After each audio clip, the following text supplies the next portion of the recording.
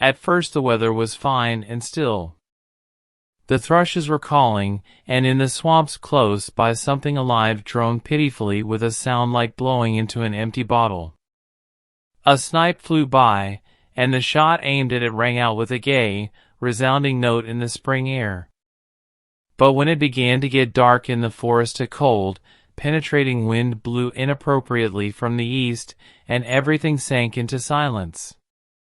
Needles of ice stretched across the pools, and it felt cheerless, remote, and lonely in the forest. There was a whiff of winter. Ivan Velikopolsky, the son of a sacristan, and a student of the clerical academy, returning home from shooting, kept walking on the path by the waterlogged meadows. His fingers were numb and his face was burning with the wind. It seemed to him that the cold that had suddenly come on had destroyed the order and harmony of things, that nature itself felt ill at ease, and that was why the evening darkness was falling more rapidly than usual. All around it was deserted and peculiarly gloomy. The only light was one gleaming in the widow's gardens near the river, the village, over 3 miles away, and everything in the distance all round was plunged in the cold evening mist. The student remembered that, as he had left the house, his mother was sitting barefoot on the floor in the entryway, cleaning the samovar, while his father lay on the stove coughing. As it was Good Friday, nothing had been cooked, and the student was terribly hungry. And now, shrinking from the cold, he thought that just such a wind had blown in the days of Rurik and in the time of Ivan the Terrible and Peter, and in their time there had been just the same desperate poverty and hunger, the same thatched roofs with holes in them, ignorance, misery, the same desolation around, the same darkness, the same feeling of oppression. All these had existed, did exist, and would exist, and the lapse of 1,000 years would make life no better.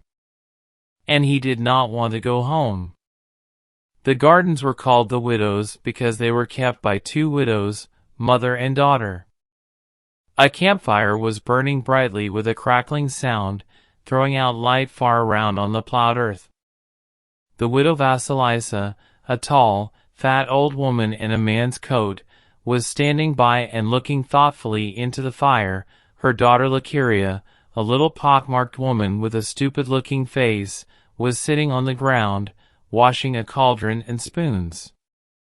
Apparently they had just had supper. There was a sound of men's voices. It was the laborers watering their horses at the river. "Here you have winter back again," said the student, going up to the campfire. "Good evening."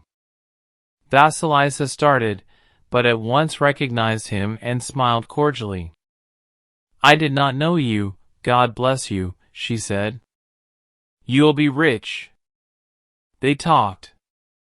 Vasilisa, a woman of experience who had been in service with the gentry, first as a wet nurse, afterwards as a children's nurse, expressed herself with refinement, and a soft, sedate smile never left her face.